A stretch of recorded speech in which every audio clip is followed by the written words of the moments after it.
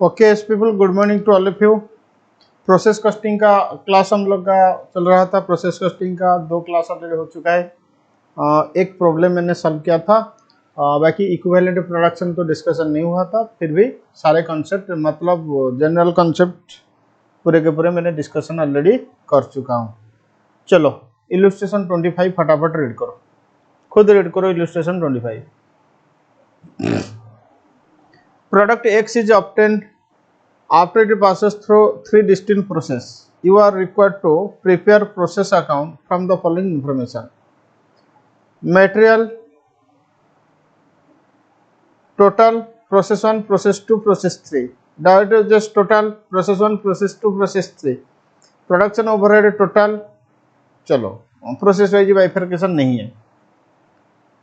1000 units at the rate of 6 per units was introduced in process 1. Production overhead is to be distributed at 100% on direct wages. Actual output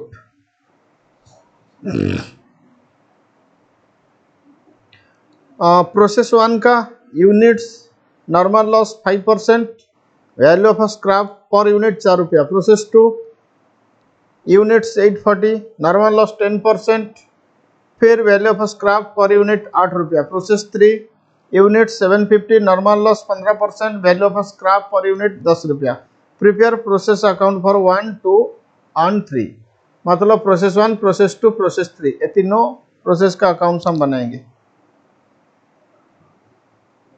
चलो copy में मतलब मेरे PDF में answer भी है, तुम देख सकते हो, नहीं तो तुम्हारा स्टडी मैट भी आंसर मिल जाएगा, तुम देख सकते हो, लेकिन समझना बहुत जरूरी। चलो प्रोसेस 1 अकाउंट्स हम बनाएंगे। पहले बेसिक मटेरियल इंट्रोड्यूस होगा, 2 कलम होगा, मतलब पर्टिकुलर, फिर उसके बाद यूनिट, फिर उसके बाद अमाउंट।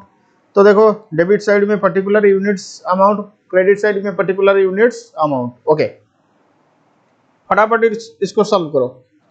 देखो टू मटेरियल बेसिक मटेरियल कितना 1000 यूनिट्स, तो टू मटेरियल में यूनिट्स में आ गया 1000 यूनिट्स, उसका वैल्यू कितना होगा चेक करो। 1000 units at the rate of 6 per unit was introduce in process 1, तो 1000 यूनिट्स का वैल्यू हो जाएगा 6000। ओके फिर यहाँ पे देखो जो मटेरियल प्रोसेस 1, ये प्रोसेस 1 का बेसिक मटेरियल नहीं है, ये प्रोसेस 1 का एडिशनल मटेरियल। फिर से डेबिट होगा प्रोसेस 1 को टू एडिशनल मटेरियल, लेकिन इसका यूनिट्स नहीं होगा, अमाउंट होगा 5200। चलो वो हो गया। टू डायरेक्ट लेबर प्रोसेस का प्रोसेस 1 का कितना 4000, तो टू डायरेक्ट लेबर देखो इधर 4000 हो गया। ओके फिर टू प्रोडक्शन ओवरहेड, क्वेश्चन कह रहा है कि प्रोडक्शन ओवरहेड वेजेस का 100% के हिसाब से रिकवर होगा, तो इसीलिए डायरेक्ट लेबर जितना मतलब वेजेस से जितना प्रोडक्शन ओवरहेड उतना ही होगा। तो प्रोडक्शन ओवरहेड तुम देखो 4000 आया। अब बोलो बाय नॉर्मल लॉस, प्रोसेस 1 का नॉर्मल लॉस कितना 5%, तो बाय नॉर्मल लॉस में देखो प्रोसेस 1 में कितना होगा 50, 1000 का 5%, जिसका स्क्रैप वैल्यू 4 रुपया पर यूनिट था, तो स्क्रैप अमाउंट हो जाएगा 200 रुपया। ओके अब देखो by process 2, transfer to process 2 कितना 950, तो बाय प्रोसेस 2 हो जाएगा तुम्हारा 950। बोलो एस और नो, एस सर, उसका वैल्यूएशन अभी हम करेंगे। फिर क्वांटिटी का एक बार रिकंसिलेशन करते हैं। देखो डेबिट में यूनिट्स कितना 1000, क्रेडिट में 50, तो नॉर्मल लॉस ट्रांसफर हुआ नेक्स्ट प्रोसेस को 950, इसका मतलब ना अबनॉर्मल लॉस है ना अबनॉर्मल गेन है। तो ठीक है, अब देखो cost per good units calculation तुम करोगे, तो ठीक है, ये डेबिट साइड का टोटल फटाफट कैलकुलेशन करो, आज मैं बहुत फास्ट जाऊंगा। तो ये डेबिट साइड का टोटल बोलो कितना 6000 प्लस 5200 प्लस 4000 प्लस 4000, माइनस करो ये क्रेडिट साइड का टोटल, तो -200 कितना आ रहा है 15400, डिवाइड करो नॉर्मल आउटपुट कितना इनपुट माइनस नॉर्मल लॉस, तो 950, तो डिवाइड बाई 950, ये पर यूनिट हो जाएगा तुम्हारा 20 रुपया। अच्छा 15400 नहीं आ रहा है, और एक बार कैलकुलेशन करो 6000 प्लस 5200 प्लस 4000 प्लस 4000 माइनस 200, ये हो रहा है तुम्हारा 19000 डिवाइड बाई 950, 20 रुपीज आ रहा है। तो 950 का अमाउंट हो जाएगा 19,000। ठीक है, चलो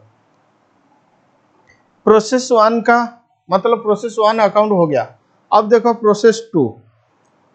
ठीक है, चलो देखो 2 प्रोसेस 1 950 वैल्यू कितना था 19,000। अब देखो प्रोसेस 2 का जो खर्चा होगा to direct material, additional material में था प्रोसेस 2 के लिए 3,960, to direct labour 6,000, to production overhead 6,000, क्योंकि जितना प्रोडक्शन ओवरहेड जितना डायरेक्ट लेबर होगा उतना ही प्रोडक्शन ओवरहेड होगा।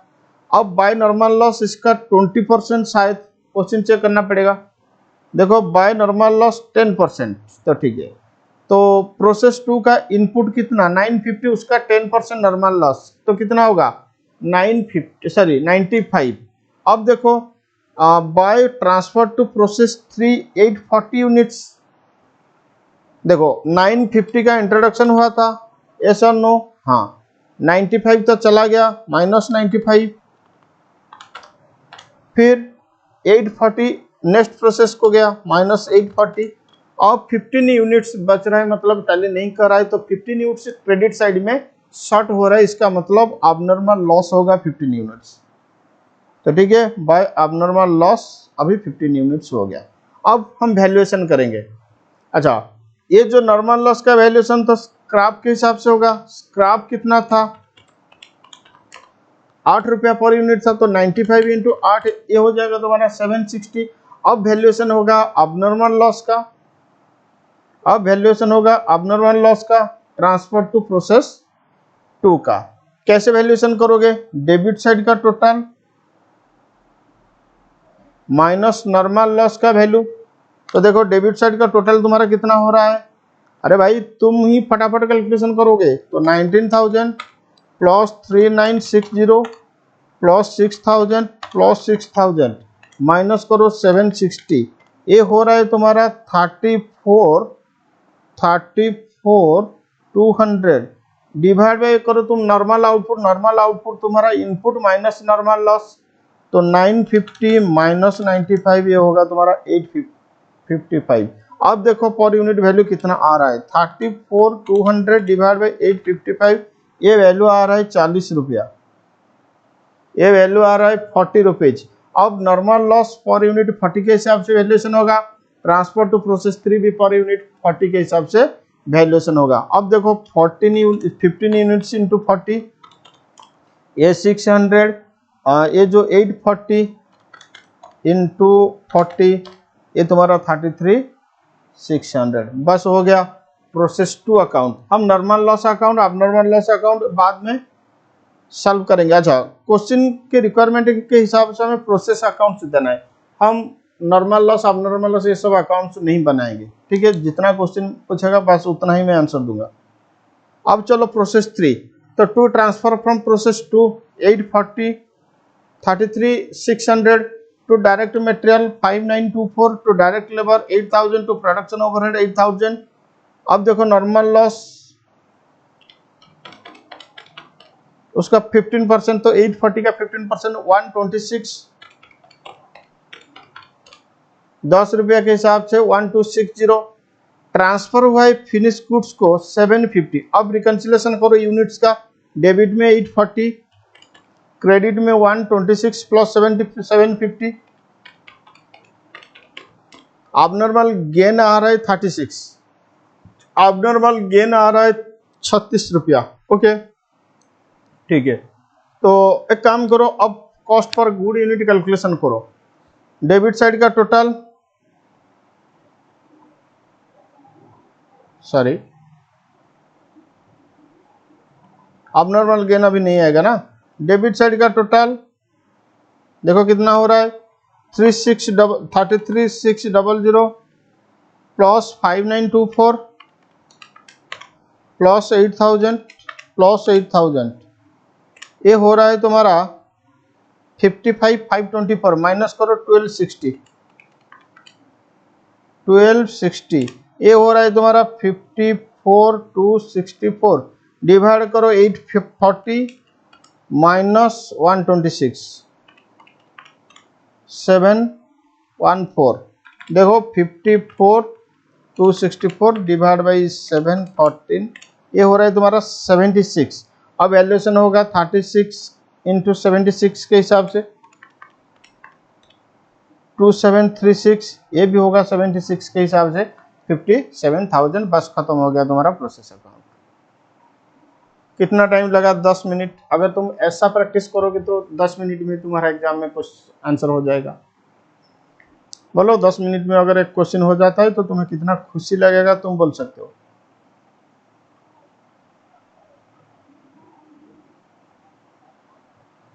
ओके,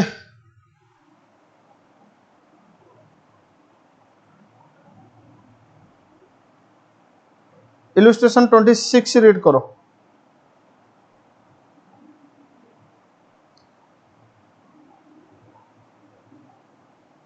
26 ही हो पाएगा, 26 के बाद क्वेश्चन नहीं हो सकता है, क्योंकि 26 के बाद जो क्वेश्चन 27 है उसमें इक्विवेलेंट प्रोडक्शन का कॉन्सेप्ट लगेगा। तो चलो फटाफट इलस्ट्रेशन 26 खुद रीड करो। A product passes through 3 process A, B, C. 10,000 units at a cost of 1.1 were issued to process A. Process A को बेसिक मटेरियल कितना दिया गया? 10,000 यूनिट्स, कॉस्ट कितना? 1.1। The other direct expenses were as follows. Process A, process B, process C. Sundry material, ये तुम्हारा additional material हो जाएगा। Material 1500, 1500, 1500। Direct labour 4,500, 8,000, 6,500। Direct expenses 1,000, 1,000, 1,503। The waste of process A, normal loss. जो waste पहले से पता है तो उसको नॉर्मल लॉस कहते हैं। The wastage of process A 5% and process B 4%। The wastage of process A was sold at 0.25 per unit, मतलब स्क्रैप वैल्यू का स्क्रैप वैल्यू दे रहा है। That of process B at 0.5 per unit and that of process C at 1। अच्छा, process C का normal loss question में शायद missing है। 1 मिनट चेक करो, वेट करो, मैं दे रहा हूं। अगर मिसिंग होगा तो मैं दे दूंगा। नहीं, क्वेश्चन में मिसिंग नहीं है, तुम्हें निकालना होगा। चलो, इसका मतलब क्वेश्चन करेक्ट है।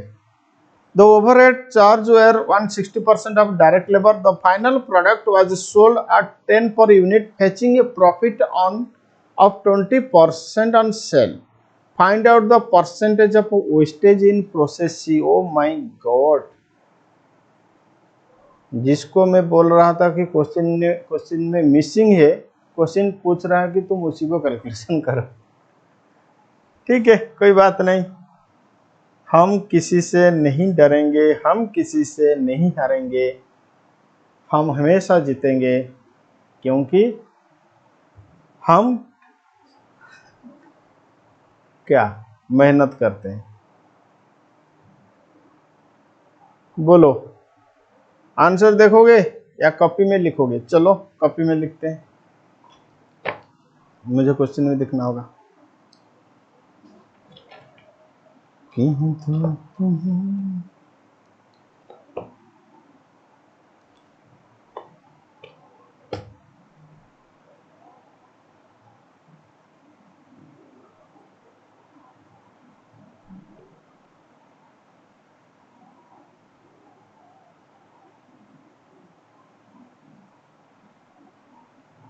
इलस्ट्रेशन 26। चलो प्रोसेस ए अकाउंट बनाओ।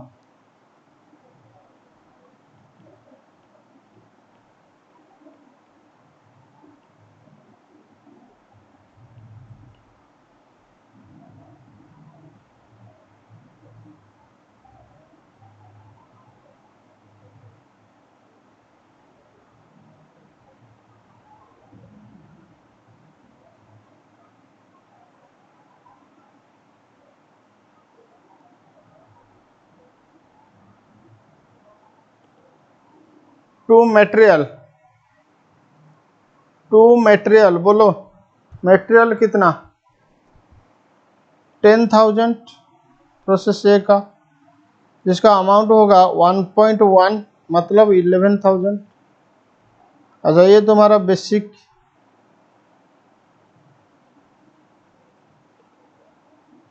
टू एडिशनल मटेरियल, बोलो एडिशनल मटेरियल कितना? 1,500 रुपया। To direct labour 4500 to direct expenses 1000 to overhead. Overhead तुम्हारा 160% ऑफ लेबर, ओवरहेड तुम्हारा 160% ऑफ लेबर। तो लेबर कितना 4500 into 160%, 7200। Okay, by normal loss process ए का 5% तो 50 होगा, नहीं 500 होगा, जिसका रिलेशन वैल्यू 0.25, तो 500 इंटू 0.25 ये 125 होगा। Bye process 2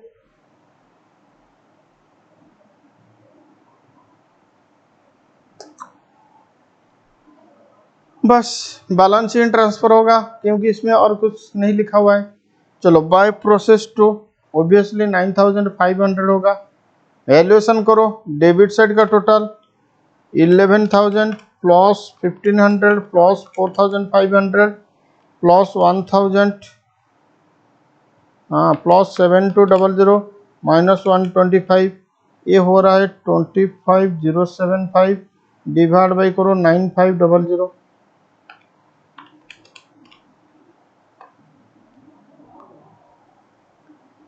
2.64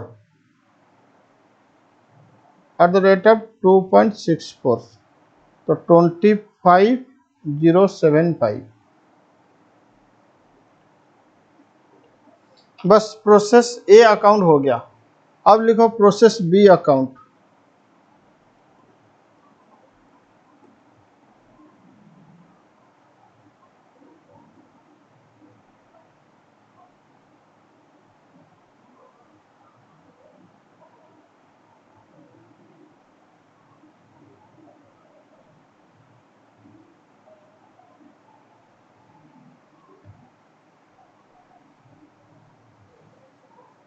process B account, ठीक है। To process A, process A से कितना यूनिट्स आया था 9500 यूनिट्स आया था, वैल्यू कितना 25075। टू एडिशनल मटेरियल, तो टू एडिशनल मटेरियल तुम्हारा कितना 1500 रुपया। फिर टू डायरेक्ट लेबर, तो डायरेक्ट लेबर तुम्हारा 8000। To direct expenses 1000। To overhead, overhead तुम्हारा लेबर का 160%, तो लेबर तुम्हारा कितना 8000, तो 8000 का 160% ये 12800 होगा। Okay, by normal loss, process B का नॉर्मल लॉस तो पता है ना, तो by normal loss process B का नॉर्मल लॉस 4%, तो 9500 का 4%,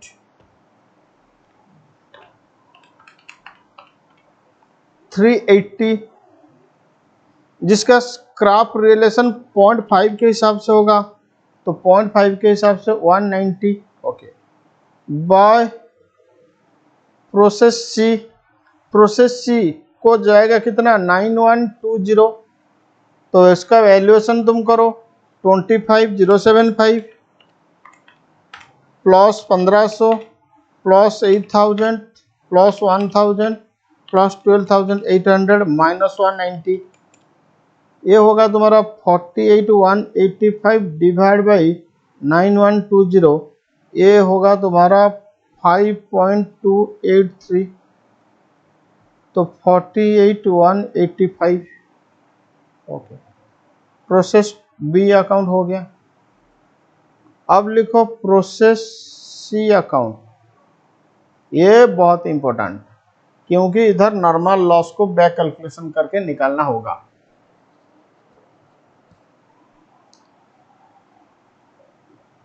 तुम्हें देख कर लगता है ऐसा। टू प्रोसेस बी कितना यूनिट से आया था प्रोसेस बी से 9120, जिसका अमाउंट कितना था 48,185 टू एडिशनल मटेरियल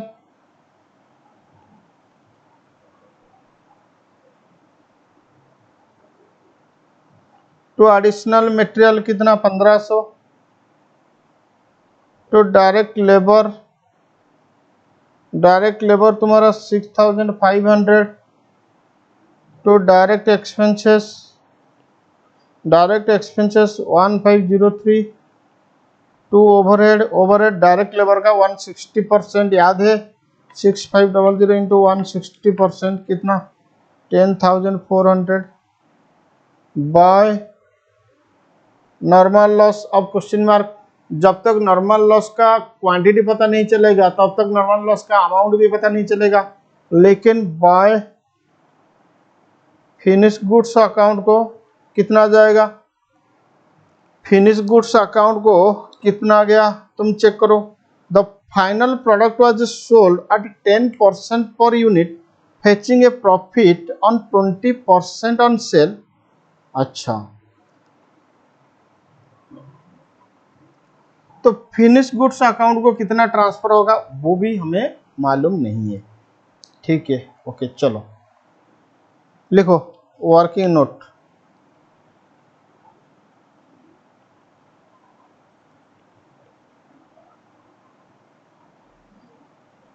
देखो प्रोसेस सी का जो मैं कह रहा हूं बस ध्यान में देखो, प्रोसेस सी का पर यूनिट स्क्रैप रिलेशन 1 रुपया। बोलो हाँ या ना? हाँ।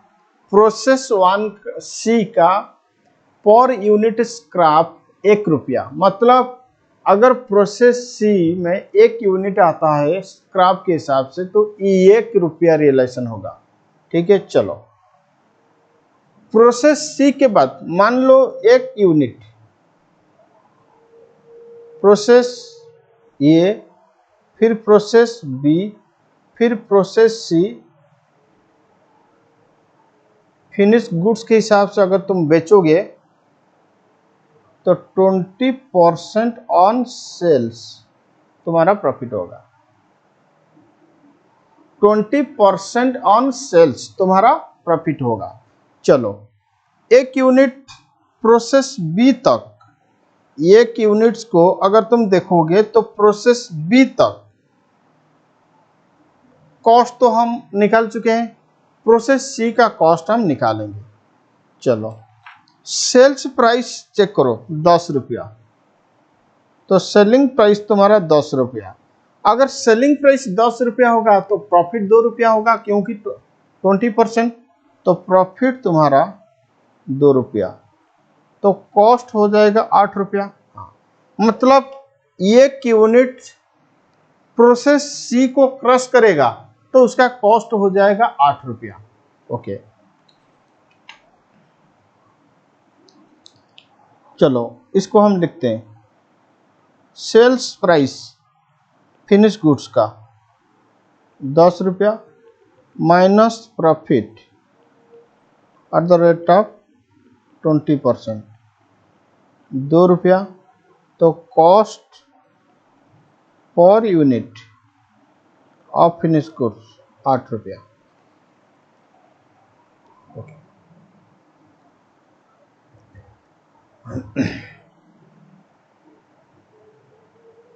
अब देखो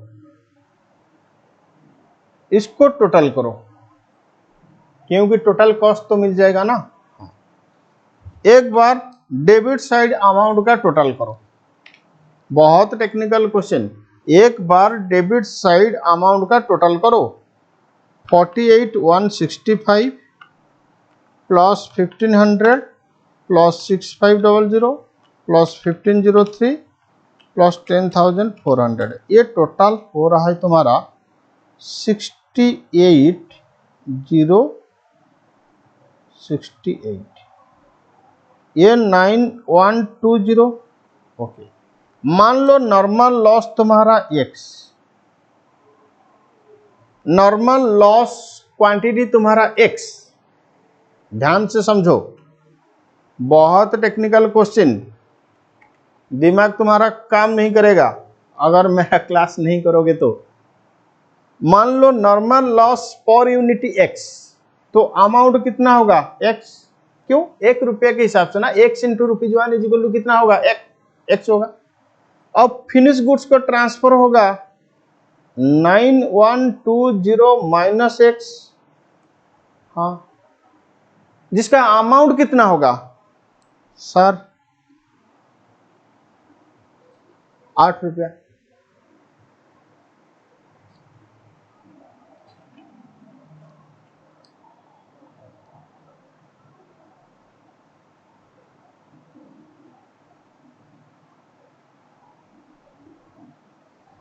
जिसका अमाउंट कितना होगा 9120 माइनस एक्स इंटू 8। तो इसको तुम लिख सकते हो 9120, अच्छा इधर लिखो 9120 माइनस एक्स इंटू 8। अब कैलकुलेशन हो जाएगा, ठीक है, अब कैलकुलेशन हो जाएगा, तुम चिंता मत कर, मैं हूं ना।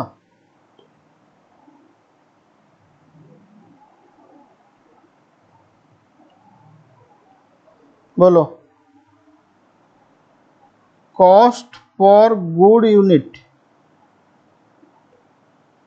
Is equal to total cost of debit side minus scrap value divide by normal output. Debit side का टोटल, अच्छा कॉस्ट पर गुड यूनिट तो 8 रुपया, कॉस्ट पर गुड यूनिट तो 8 रुपया, बोलो यस और नो। हाँ, तो डेबिट साइड का टोटल कितना 68068 minus x minus scrap value होगा तुम्हारा x divide by normal output तुम्हारा हो जाएगा 9120 माइनस एक्स। बस इसका वैल्यू ही हम लिखेंगे बाद में।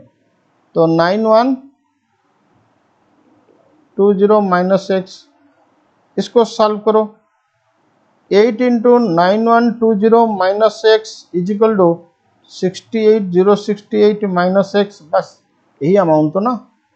अब इसको सॉल्व करो, 8 इंटू 9120, ये हो रहा है तुम्हारा 72960 minus 8x is equal to 68068 minus x, imply that 72960 minus 68068 is equal to 8x minus x।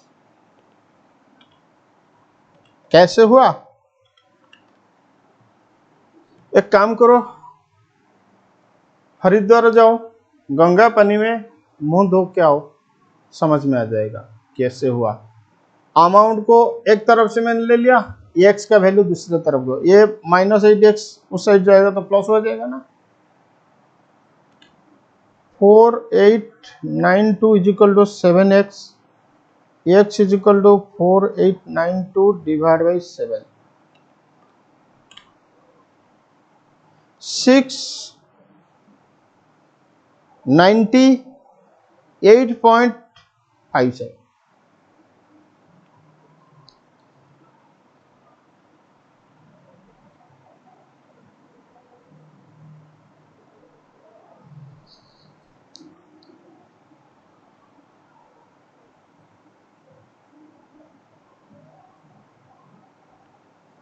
Six 9, चलो 9 करो,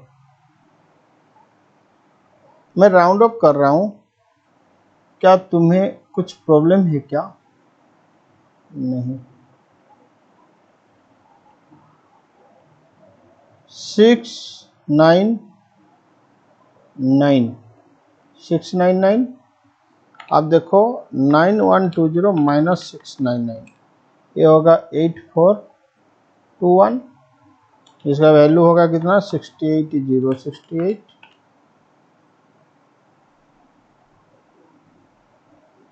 अच्छा 68 या 68 एक मिनट 48 ये कितना था 185 था I am so sorry 185 plus 1500 plus 6500 plus 1503 plus 104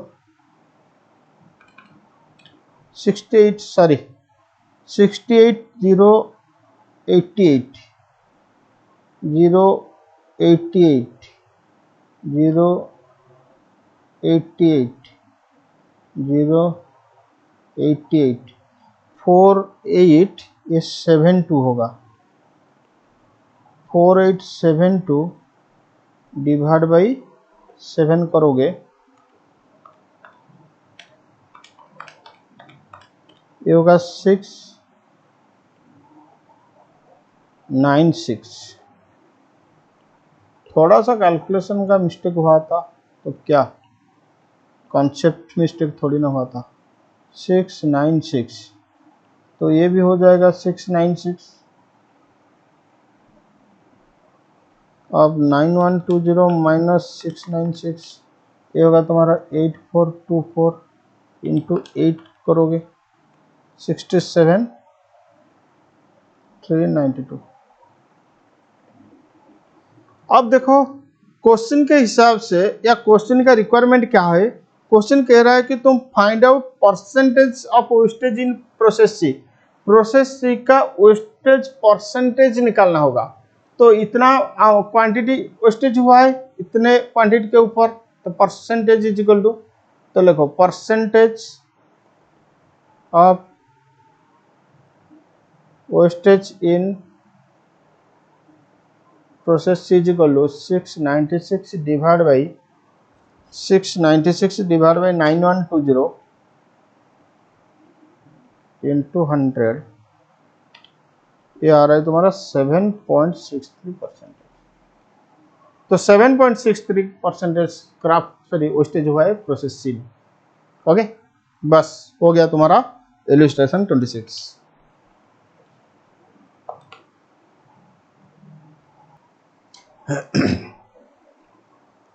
okay चलो इम्पोर्टेंट सेक्शन को मूव करते हैं जो प्रोसेस कॉस्टिंग का सबसे इम्पोर्टेंट कॉन्सेप्ट होता है WIP वैल्यूएशन। पहले चीज को समझो फिर उसके बाद हम नोट्स लिखेंगे हो सकता है आज के क्लास में वो खत्म नहीं होगा। देखो इसको कॉपी मत करो मान लो ये तुम्हारे लिए प्रोसेस 1 ठीक है हम 100 यूनिट्स इंट्रोड्यूस किया ठीक है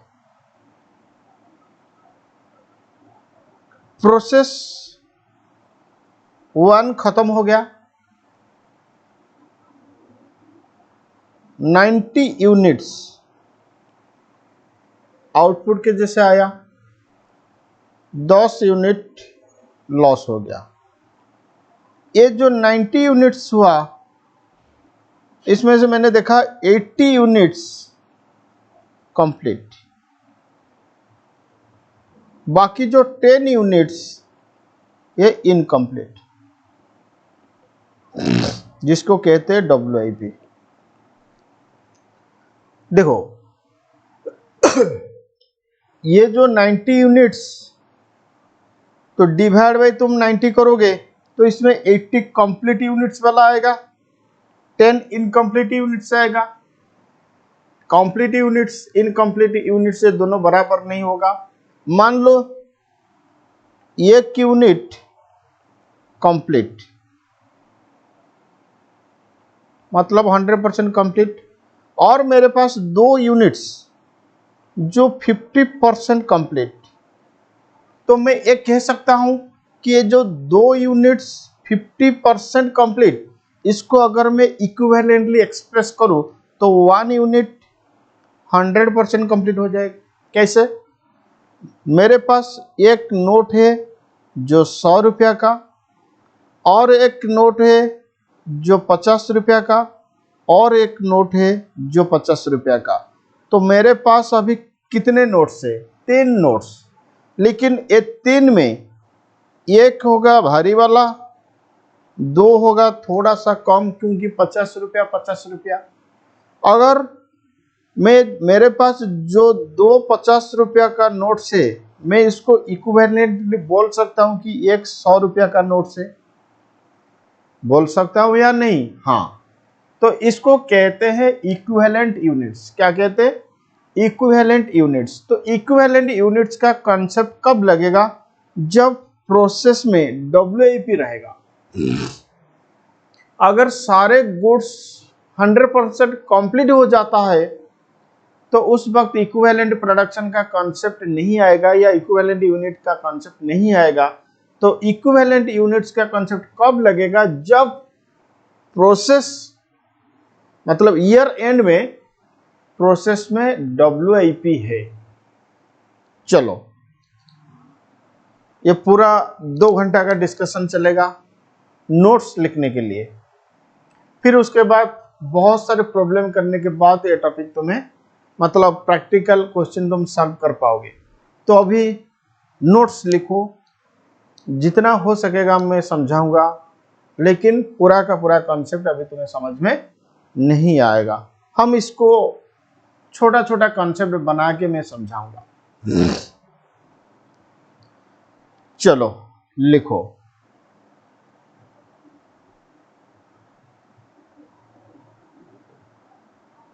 नीड फॉर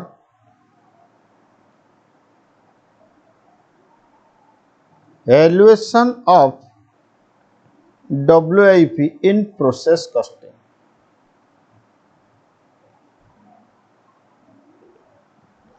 प्रोसेस कॉस्टिंग का चैप्टर में WIP वैल्यूएशन करने का जरूरत क्यों है? प्रोसेस कॉस्टिंग का चैप्टर में WIP का वैल्यूएशन क्यों चाहिए? Need for valuation of WIP।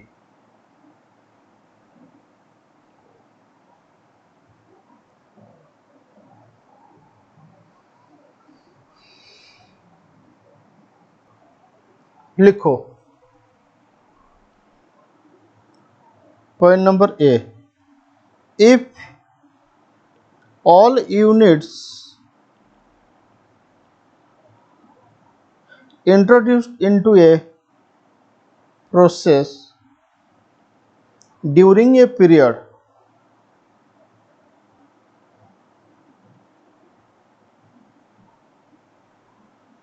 are fully completed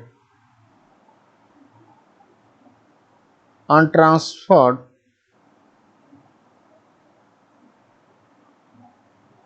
to the next process,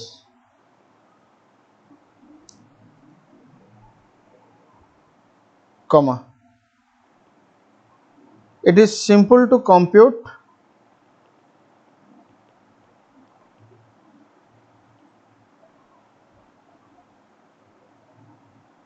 the average cost per unit as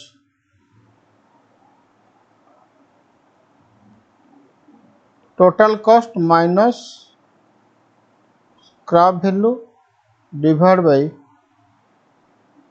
normal output। इस लाइन को रीड करो, समझने के लिए कोशिश करो। If all units introduced into a process during a period are fully completed and transferred to the next process, then it is simple to compute the average cost per unit as total cost minus scrap value divided by normal output। देखो, मान लो ये मेरे लिए एक process, मैंने 1000 units introduce किया जिसका cost 10,000, फिर लेबर 2000, तो टोटल कितना खर्चा हुआ? 12,000। 100 यूनिट्स स्क्रैप हो गया, यानी नॉर्मल लॉस हो गया, कितना 100 यूनिट्स। बाकी जो 900 यूनिट्स ये मेरे लिए कंप्लीटेड यूनिट्स। अब टोटल कॉस्ट कैसे कंप्यूट करेंगे? मान लो इसका स्क्रैप वैल्यू 0, तो टोटल कॉस्ट तुम्हारा 12,000 माइनस स्क्रैप 0 डिवाइड बाई 900। अब ये जो 900 ना, ये सारे यूनिट्स कंप्लीटेड, मतलब एक ही जैसा सारे यूनिट्स कंप्लीटेड ना। मान लो ये पेन मेरे लिए कंप्लीटेड यूनिट, इसका वैल्यूएशन जैसे होगा, मान लो एक पेन मेरे लिए हाफ आधा कंप्लीटेड, उसका वैल्यूएशन क्या उतना आएगा? हाँ, ये मतलब ये कॉन्सेप्ट ऑलरेडी हम अप्लाई कर चुके हैं, मतलब जितना भी प्रैक्टिकल क्वेश्चन हम सॉल्व कर चुके हैं उसमें वो प्रैक्टिकल क्वेश्चन में हमारा WIP नहीं था। अब देखो दूसरे एग्जांपल, मान लो मैंने 1000 यूनिट्स इंट्रोड्यूस किया 10,000 में, लेबर खर्चा किया 2,000, तो कितना हुआ 12,000। अब मेरा 100 यूनिट्स नॉर्मल लॉस हो गया, बाकी मेरा 800 यूनिट्स कंप्लीटेड, 100 यूनिट्स 50% कंप्लीट। अगर मैं कॉस्ट पर यूनिट कैलकुलेशन करूं तो 12,000 डिवाइड बाई 1000 माइनस 100 900। अगर मैं 900 करूं तो ये 9,000 हो गया, 900 कर दूं तो ये 900 में एक बार कैलकुलेशन करो, देखो कितना आ रहा है 12,000 डिवाइड बाई 900, 12,000 डिवाइड बाई 900 ये 13.33। लेकिन इसका मतलब कॉस्ट पर यूनिट्स 13.33। हाँ,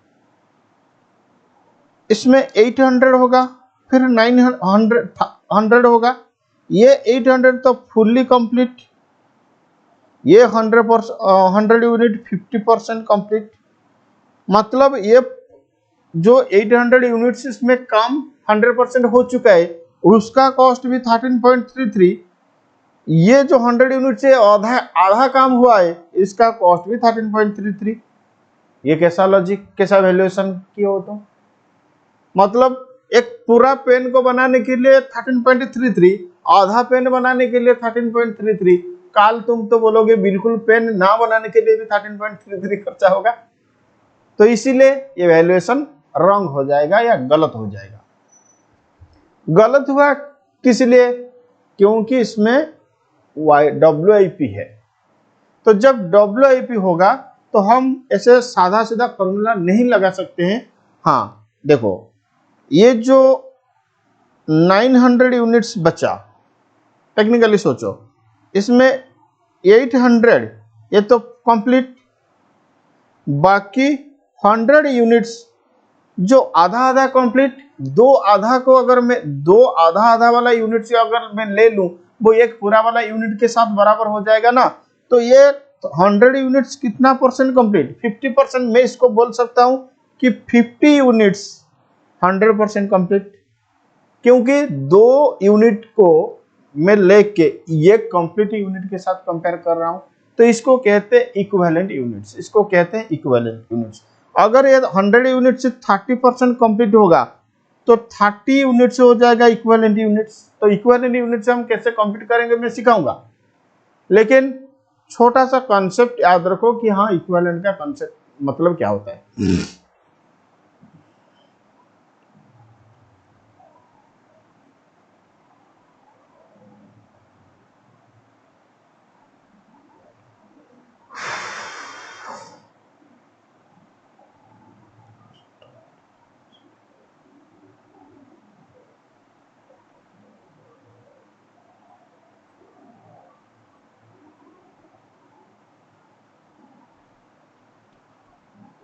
पॉइंट नंबर बी में लिखो,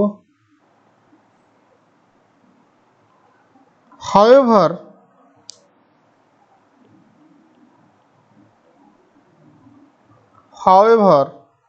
generally manufacturing process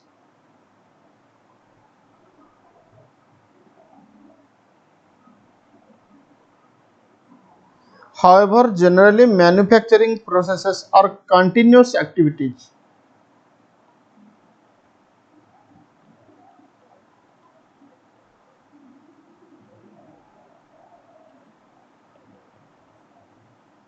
Hence all units introduced into a process may not be fully completed.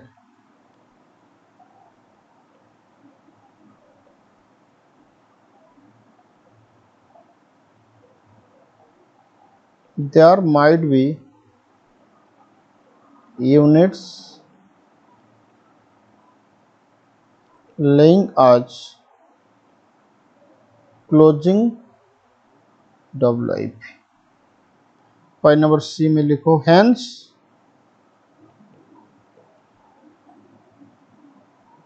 the cost incurred during a period represent the cost incurred during a period represents the cost of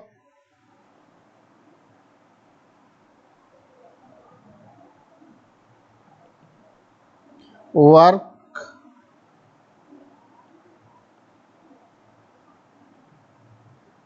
carried on opening WIP, closing WIP on completed units. तुम इतना समझो कि जितना भी खर्चा होगा वो completed unit का भी कॉस्ट होगा, वो इनकम्प्लीटेड यूनिट्स का भी कॉस्ट होगा. पॉइंट नंबर डी में लिखो hence to ascertain the cost of each completed units.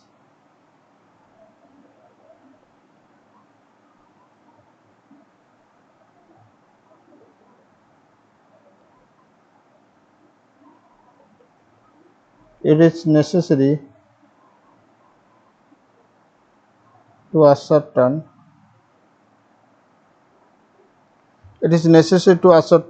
the cost of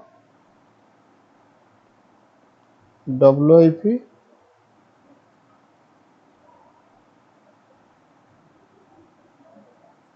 in the beginning and end.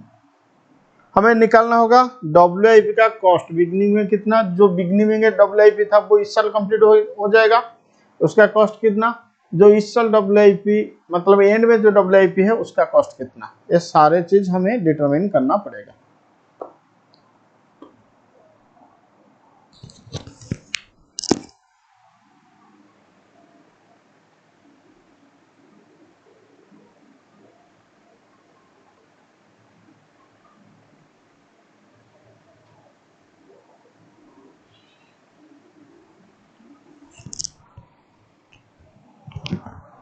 देखो पॉइंट नंबर ई,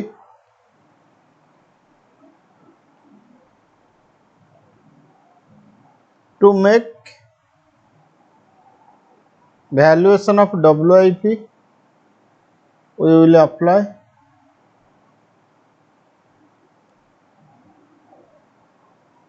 equivalent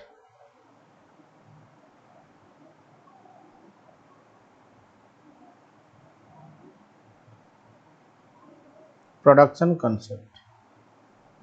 हम इक्विवेलेंट प्रोडक्शन कंसेप्ट लगाएंगे वैल्यूएशन करने के लिए. Point number F,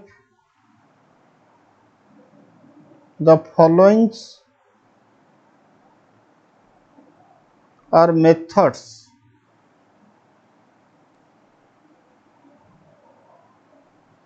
available for valuation. Valuation के लिए ये सारे मेथड्स अवेलेबल है। First in first out method,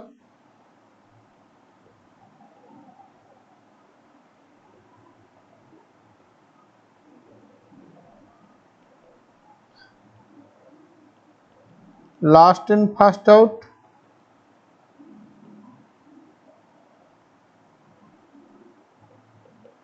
weighted average method,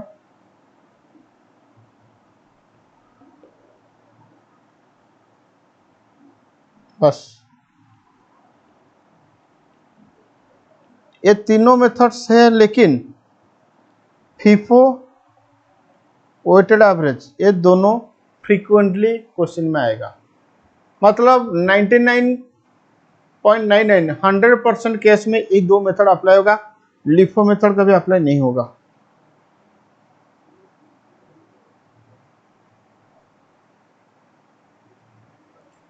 चलो अब हमें समझना पड़ेगा इक्विवेलेंट प्रोडक्शन क्या होता है।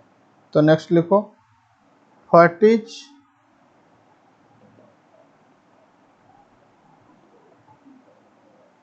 Equivalent production.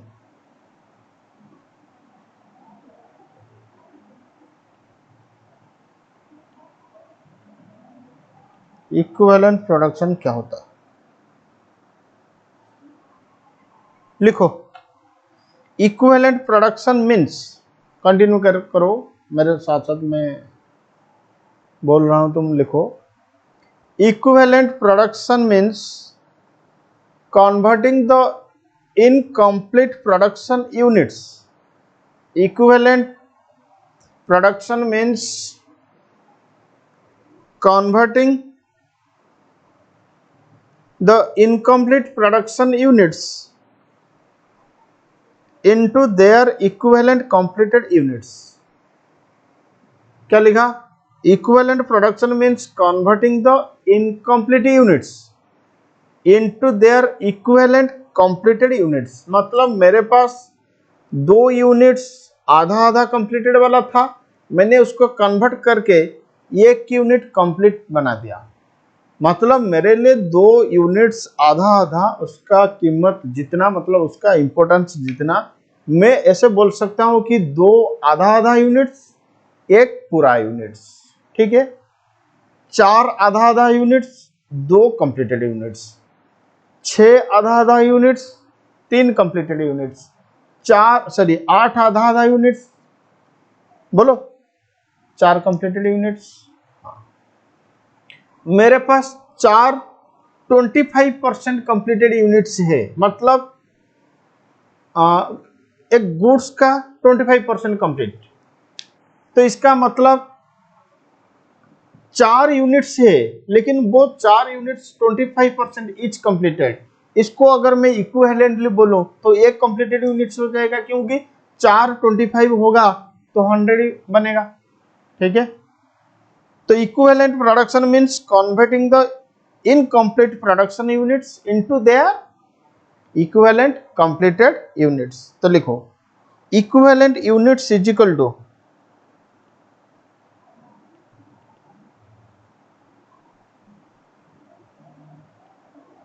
Physical units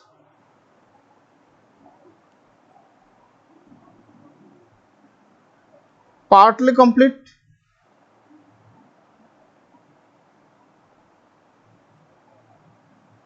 into percentage of completion।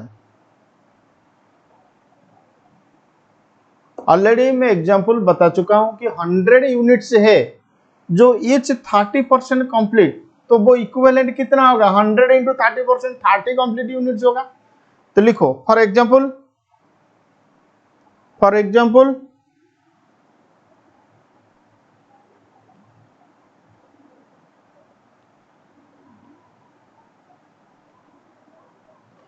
2500 units each 20% complete. देखो मेरे पास 2500 यूनिट्स है, हर एक यूनिट्स 20% कंप्लीट। अगर मैं इसको इक्विवेलेंटली बोलूं तो 2500 इंटू 20%, कितना 500 यूनिट्स। फिर लिखो for example 2 units 50% complete each, तो इक्विवेलेंट यूनिट्स क्या होगा, 2 units into 50% is equal to 1 units. बस ये हो गया तुम्हारा इक्विवेलेंट यूनिट्स। अब बोलेंगे सर क्या प्रोसेस कॉस्टिंग का इक्विवेलेंट प्रोडक्शन कंसेप्ट खत्म हो गया? नहीं, जब इक्विवेलेंट प्रोडक्शन का क्वेश्चन आएगा ना तब तुम सोचोगे कि सर ये इतना डिफिकल्ट। हाँ बेटा ये बहुत डिफिकल्ट, मतलब बहुत सारे स्टेप्स याद रखना पड़ेगा। अभी तक मैं वैल्यूएशन का प्रोसीजर नहीं बताया हूं, अब मैं वैल्यूएशन का स्टेप बताऊंगा। ठीक,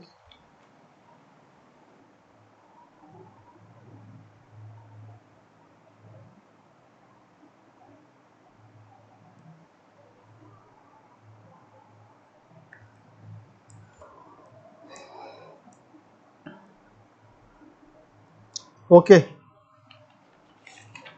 एक काम करो,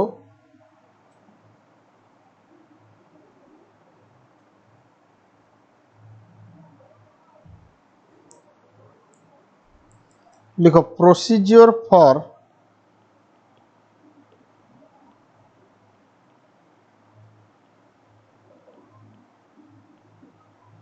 computing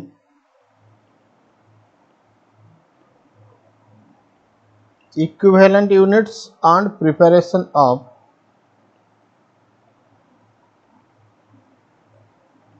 process accounts।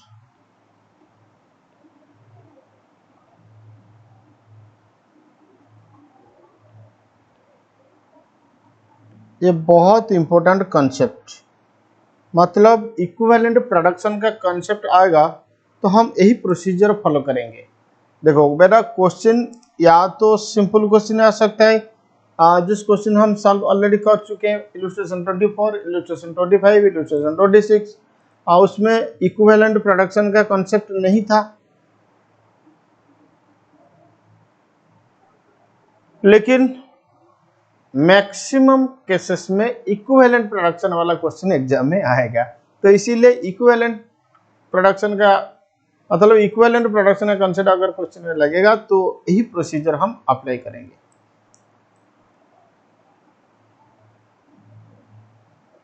Okay,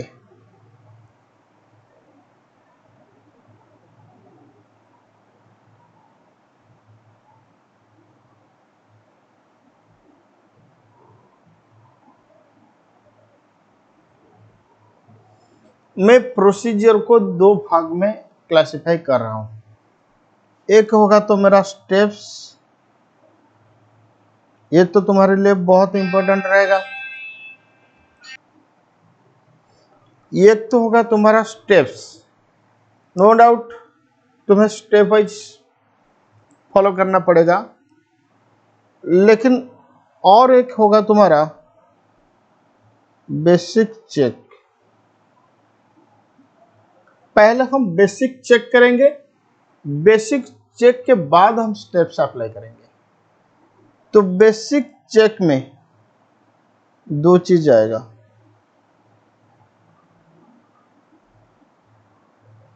step में 5 स्टेप, 5 स्टेप हम step 1, step 2, step 3, step 4, step 5। लेकिन बेसिक चेक में हम दो चीज चेक करेंगे। पहला होगा methods of valuation,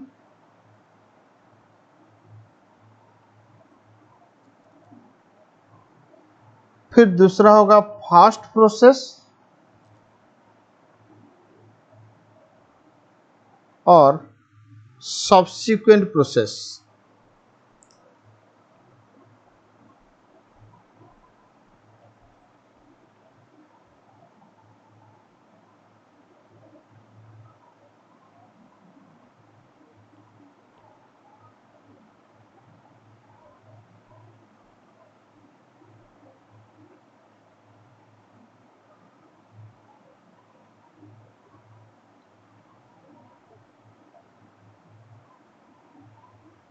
okay, basic check, पहले तुम बेसिक चेक करोगे। बेसिक चेक में देखोगे कि कौन सा मेथड फॉलो करना होगा। मैंने अभी अभी बताया था FIFO method, LIFO method, weighted average method, लेकिन लिफो मेथड हम फॉलो नहीं करेंगे, या तो फीफो नहीं तो वेटेड एवरेज। तो पहले हमें मेथड सिलेक्शन करना पड़ेगा, वो क्वेश्चन नहीं बताएगा, हमें अपने आप सिलेक्शन करना पड़ेगा। फिर उसके बाद हम चेक करेंगे, पहले हम मेथड सिलेक्शन करेंगे, फीफो लगाएंगे या वेटेड एवरेज। फिर उसके बाद हम देखेंगे कि फास्ट प्रोसेस या सब्सिक्वेंट। फास्ट प्रोसेस के लिए कॉन्सेप्ट कुछ अलग होगा, सब्सिक्वेंट प्रोसेस के लिए कॉन्सेप्ट कुछ अलग होगा। तो पहले देखो मेथड्स ऑफ वैल्यूएशन।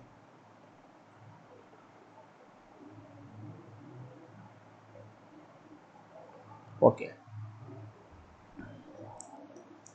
देखो बेटा, क्वेश्चन अगर बोला कि फीफो लगाओ तो तुम फीफो लगाओगे। क्वेश्चन अगर बोले कि चलो वेटेड एवरेज लगाओ तो तुम वेटेड एवरेज लगाओगे। अगर क्वेश्चन साइलेंट रहा तो मैं जो लिखूंगा उसके हिसाब से तुम्हें मेथड सिलेक्शन करना पड़ेगा।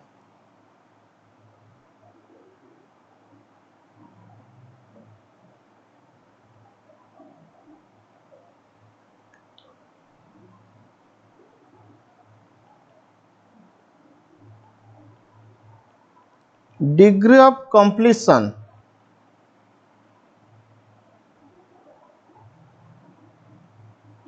ऑफ ओपनिंग WIP, लिखो मेरे साथ साथ, degree of completion of opening WIP is given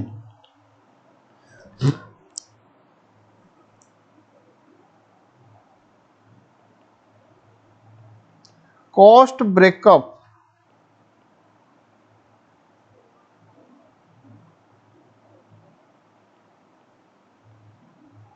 of opening WIP is not given। तुम क्वेश्चन चेक करोगे, जो ओपनिंग WIP था उसका डिग्री ऑफ कंप्लीशन दिया हुआ है, कॉस्ट ब्रेकअप नहीं दिया हुआ है, तो अप्लाई फीफो मेथड।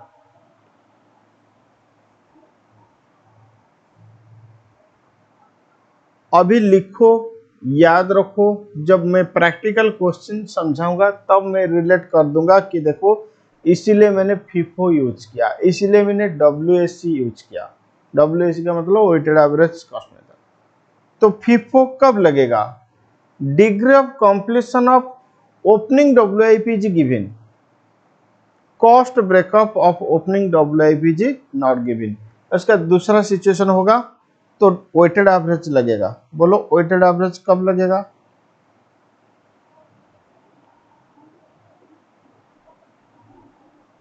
लिखो, degree of completion of opening WIP is not given. Point number B, cost breakup of opening WIP is given. उसका ऑपोजिट सिचुएशन ना, तो इस सिचुएशन में apply weighted average cost method. चलो मेथड सिलेक्शन हो गया। तुम क्वेश्चन देखोगे, ओपनिंग WIP को चेक करोगे, अगर उसका डिग्री ऑफ कंप्लीशन दिया हुआ है, ब्रेकअप नहीं दिया हुआ है तो फीफो, अगर डिग्री ऑफ कंप्लीशन नहीं दिया हुआ है, ब्रेकअप दिया हुआ है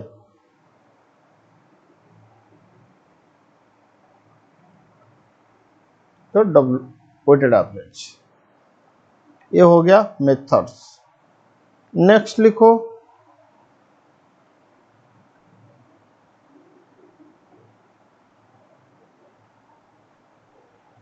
फास्ट और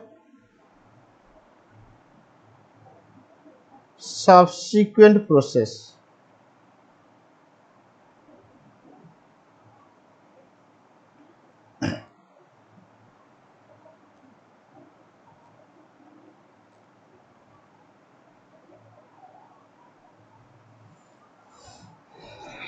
for first process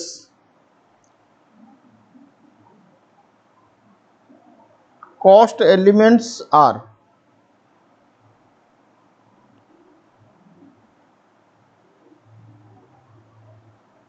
material,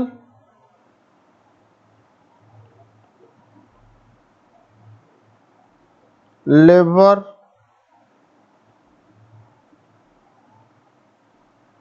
production overhead. अगर फास्ट प्रोसेस होगा तो एलिमेंट्स ऑफ कॉस्ट 3 चीज होगा, material, labour, production overhead. For subsequent process cost elements our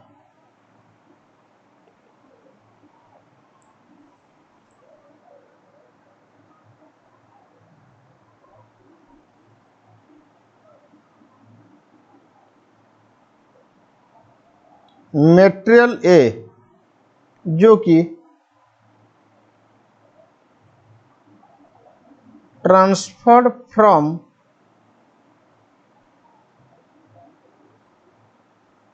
previous process. Point number B,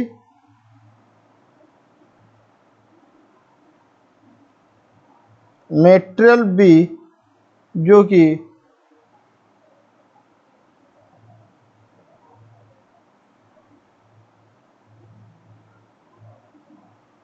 inputted to that process. याद है fast process के लिए material introduction था, चाहे वो बेसिक हो या एडिशनल रॉ मटेरियल हो, लेकिन सब्सिक्वेंट मतलब सेकेंड और थर्ड प्रोसेस के लिए पिछले प्रोसेस से कुछ आया था जिसको हम नाम देते हैं मटेरियल ए, फिर उस प्रोसेस में कुछ इंट्रोडक्शन हुआ था जिसको हम नाम देते हैं मटेरियल बी। तो सब्सिक्वेंट प्रोसेस के लिए मटेरियल 2 प्रकार का होगा, मटेरियल ए जो पिछले प्रोसेस से ट्रांसफर हुआ है, मटेरियल बी जो उस प्रोसेस में इनपुट हुआ है। पॉइंट नंबर सी, लेबर आएगा। Point number D, production overhead. आप बोलेंगे सर डायरेक्ट एक्सपेंसेस नहीं आएगा, आएगा, जनरली यही होगा। चलो हम लोग का बेसिक चेक हो गया। बेसिक चेक में हम यही करेंगे कि मेथड्स ऑफ वैल्यूएशन हम फीफो लेंगे, नहीं तो WAC। फिर उसके बाद हम देखेंगे अगर फास्ट प्रोसेस तो हमारा एलिमेंट 3 चीज रहेगा, मटेरियल, लेबर, प्रोडक्शन ओवरहेड। अगर सब्सिक्वेंट प्रोसेस होगा तो material A, material B, labour, production overhead. चलो steps for equivalent production. Steps for equivalent production.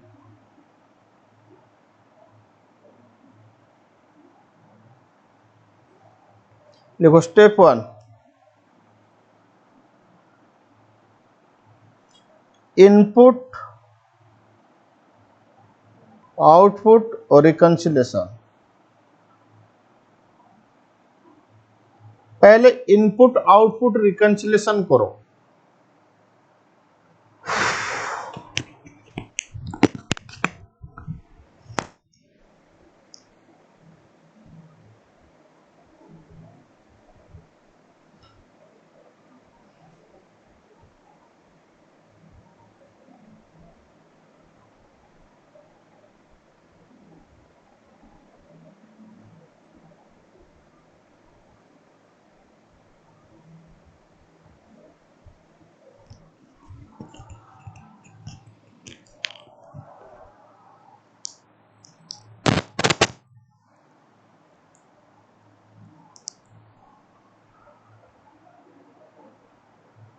लिखो इसके अंदर point number A, identify items of input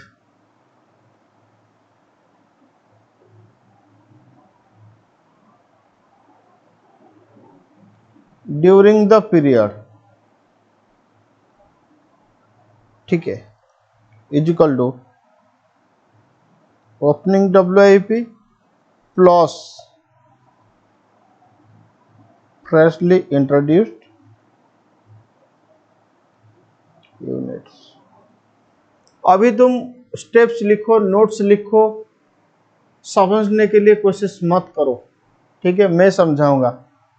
अब तुम्हें 2 पेज का नोट्स लिखना पड़ेगा। पहले हम इनपुट आइडेंटिफाई करेंगे। Input is equal to opening WIP plus जितना यूनिटशिप फ्रेशली इंट्रोड्यूस हुआ, तो ठीक है। फिर लिखो कंप्यूट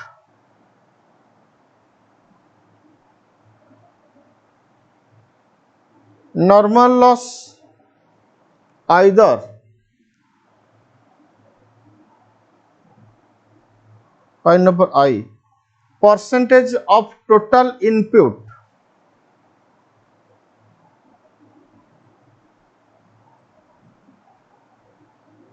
बोलेगा कि टोटल इनपुट का 5%, तो परसेंटेज ऑफ टोटल इनपुट और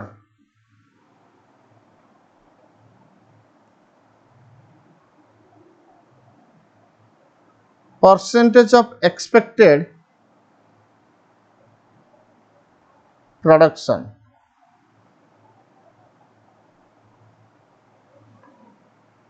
नॉर्मल लॉस तुम कंप्यूट करो या तो परसेंटेज ऑफ टोटल इनपुट, नहीं तो percentage of expected production. Expected production का मतलब होता है opening WIP plus freshly introduced minus closing WIP। Question के हिसाब से तुम्हें नॉर्मल लॉस कंप्यूट करना पड़ेगा। क्वेश्चन अगर बोलेगा कि परसेंटेज ऑफ टोटल इनपुट, तो टोटल इनपुट के ऊपर तुम परसेंटेज मल्टीप्लाई करोगे, नहीं तो ये फॉर्मूला लगेगा।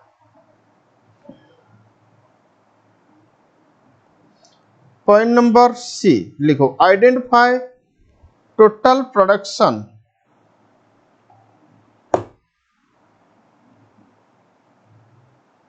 Identify total production transfer to next process.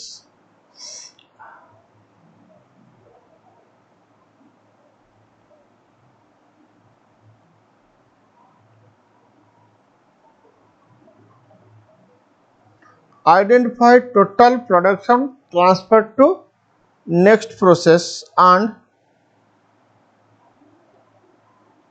classify into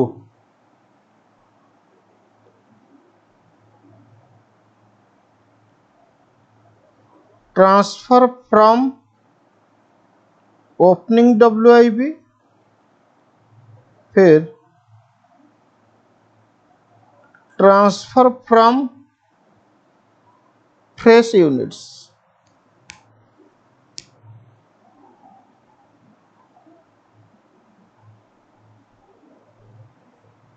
no doubt step तो थोड़ा कॉम्प्लेक्स रहेगा, फिर भी लिखोगे, छोटा छोटा एग्जाम्पल को समझोगे, फिर बड़ा क्वेश्चन सॉल्व करोगे, उसके बाद इक्विवेलेंट कॉन्सेप्ट के ऊपर तुम्हारा मतलब अधिकार आएगा, नहीं तो ये कॉन्सेप्ट तुम्हारा दिमाग को खा लेगा। तो identify total production transfer to next process and classified into transferred from opening WIP, transferred from fresh units. ऐसे करके लिखो, this classification is not required.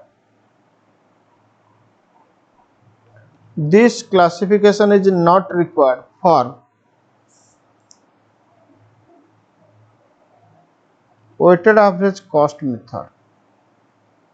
इसका मतलब ये क्लासिफिकेशन फीफो के लिए जरूरत है।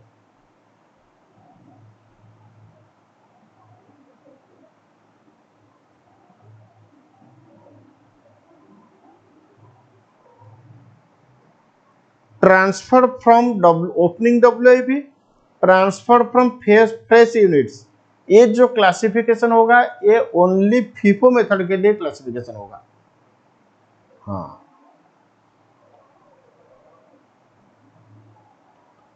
पॉइंट नंबर डी लिखो, identify the units lying as closing WIP।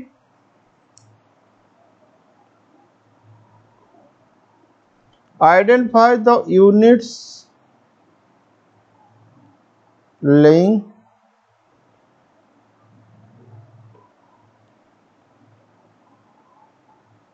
as closing WIP and compute abnormal loss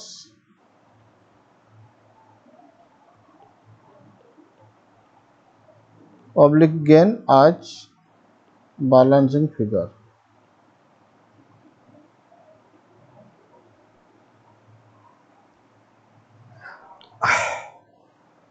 चलो स्टेप 1 हो गया, इनपुट आउटपुट रिकंसिलेशन। अब बोलेंगे सर स्टेप 1 में 4 स्टेप है, हाँ, फिर उसके अंदर 2-2 पॉइंट है, हाँ, और कुछ बोलना है? चुपचाप लिखो, हो जाएगा, ठीक है, समझ में आएगा। Step 2,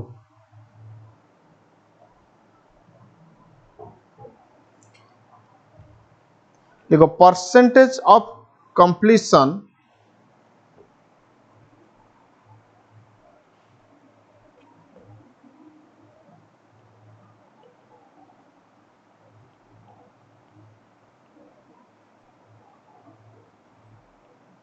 and equivalent units।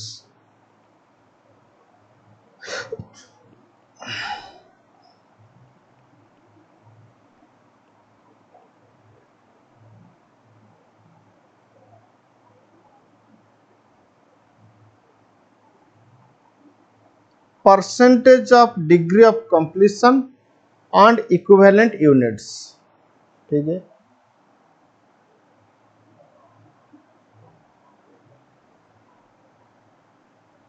एक कलम करो आइटम्स और एक कलम करो परसेंटेज ऑफ कंप्लीशन।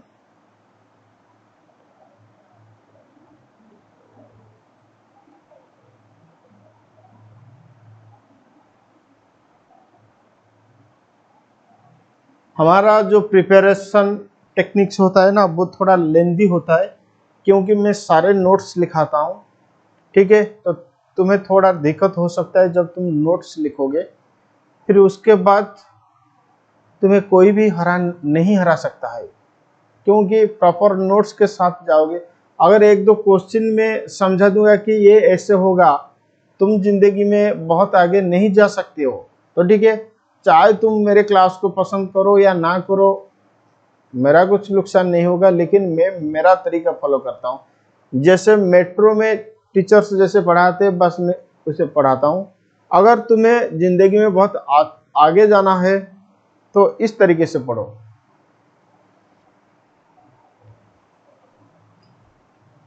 लिखो आइटम्स, परसेंटेज ऑफ कंप्लीशन, ठीक है। आइटम्स में लिखो point number A, transfer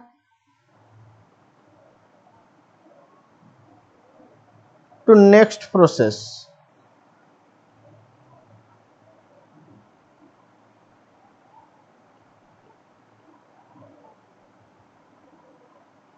out of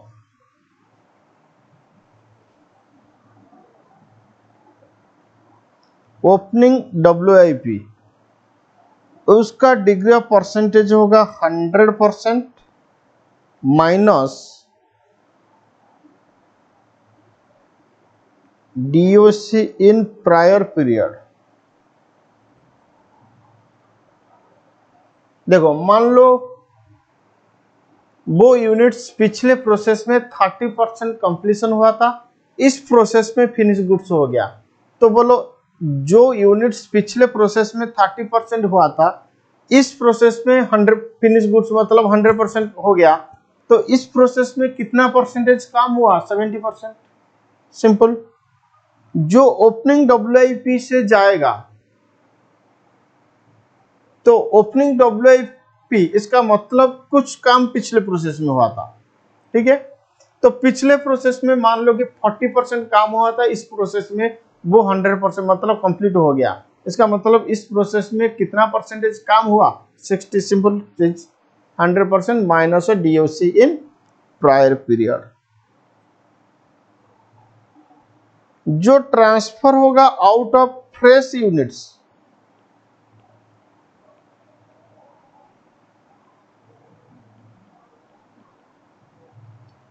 बोलो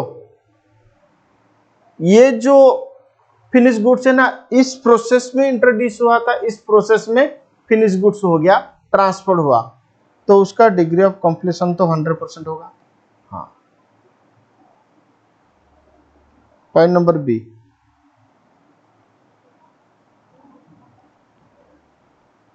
नॉर्मल लॉस के लिए degree of completion 0%। Normal loss का कुछ डिग्री ऑफ कंप्लीशन नहीं होता है, तो नॉर्मल लॉस के लिए degree of completion 0%। Point number C.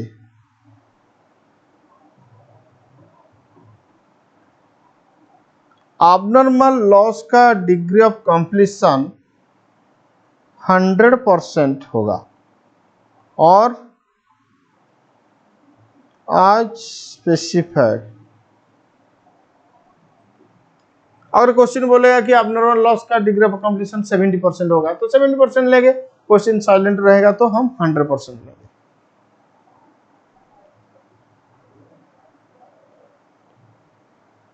Closing WIP का डिग्री ऑफ कंप्लीशन आज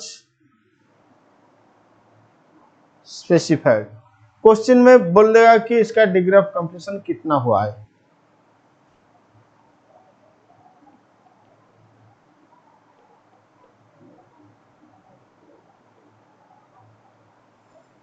abnormal गेन का डिग्री ऑफ कंप्लीशन 100%, लेकिन इसको तुम ब्रैकेट दोगे, दैट इज डिडक्ट होगा। खाली लिखो ब्रैकेट दैट इज डिडक्ट, बस और कुछ नहीं। हो गया डिग्री ऑफ कंप्लीशन। ये स्टेप 2 के लिए इंपॉर्टेंट नोट्स लिखो, 5 स्टेप हमें लिखना होगा। अब स्टेप 2 के लिए इंपॉर्टेंट नोट लिखो। लिखो DOC should be determined, DOC should be determined for each cost element,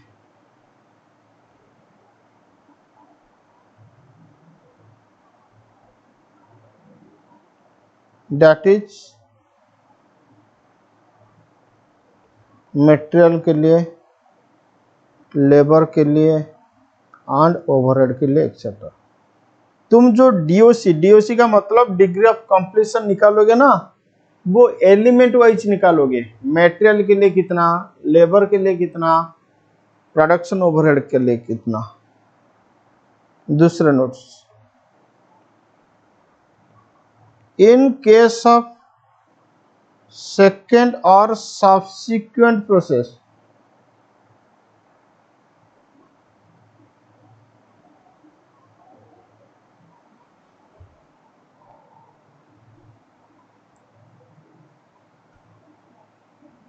in case of second or subsequent processes, come on,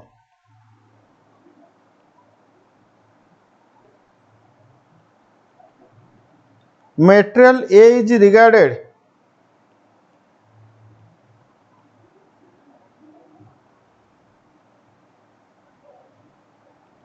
as 100% complete in all respect except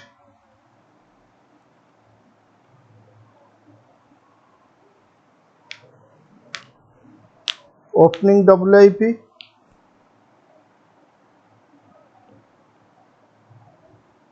and normal losses.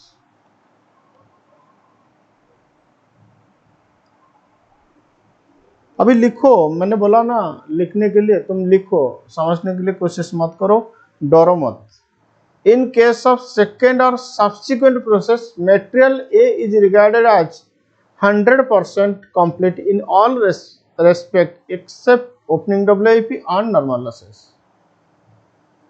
फिर लिखो इन case of WSC method मैं क्या कर सकता हूँ, ये तो बहुत कॉम्प्लेक्स प्रोसेस, फिर मैं बहुत इजी फॉर्मेट में तुम्हें नोट्स लिखाता हूँ। तो in case of WSC method, total transfer to next process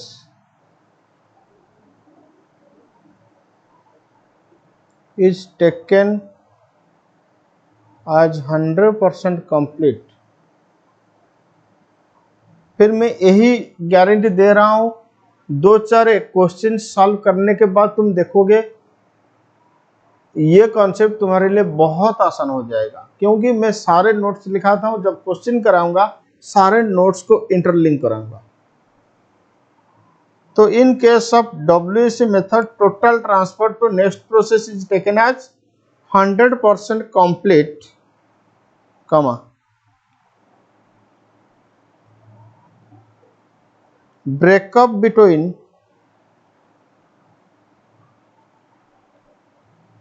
opening WIP and fresh units introduced is not considered। बस स्टेप 2 खत्म हो गया। आप बोलेंगे सर ये स्टेप 2 या चैप्टर 2? मैं क्या कर सकता हूं, स्टेप 3 लिखो, computation of cost for equivalent units. Step 3 में लिखो computation of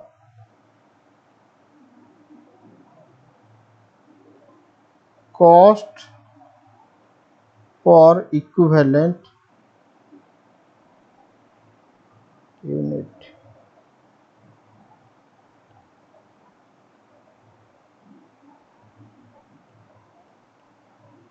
computation of cost for equivalent units लिखो, point number A, point wise करके लिखो। This is obtained by dividing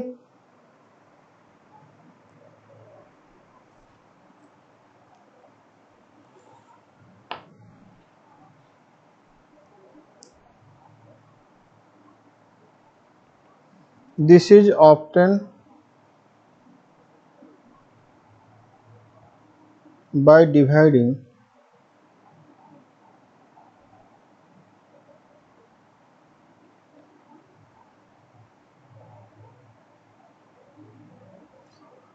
अच्छा, स्टेप 3 तो हो चुका है ना,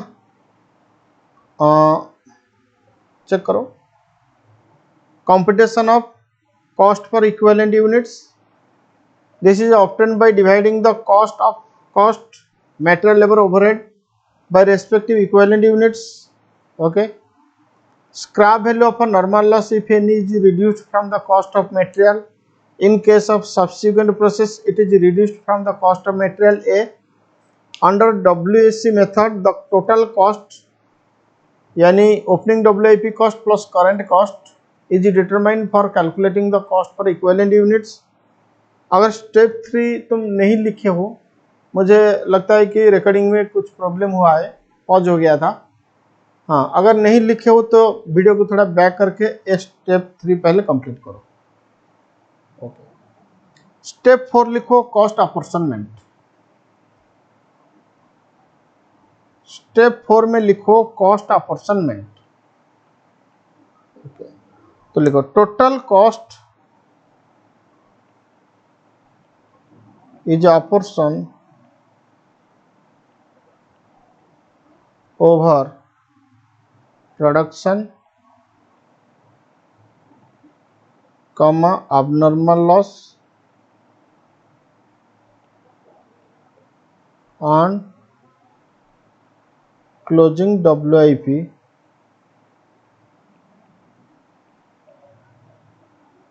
by multiplying the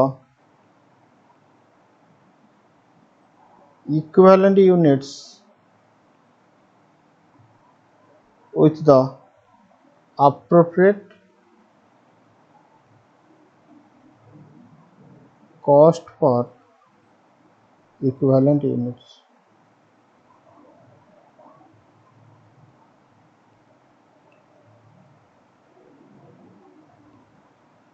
स्टेप 5 लिखो, प्रोसेस अकाउंट्स। लिखो cost are debited to process account.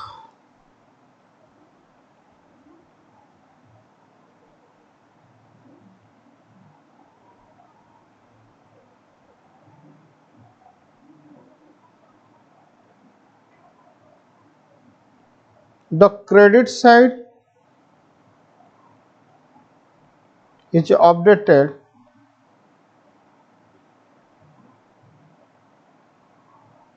using the figures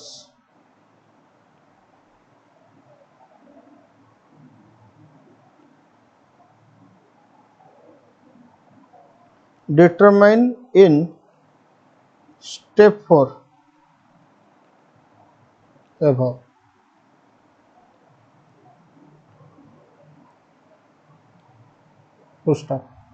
Under FIFO method,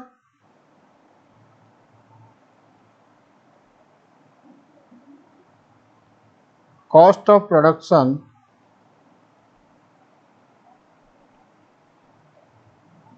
consists of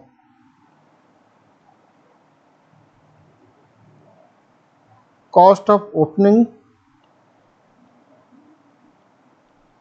WIP and cost of processing during the period.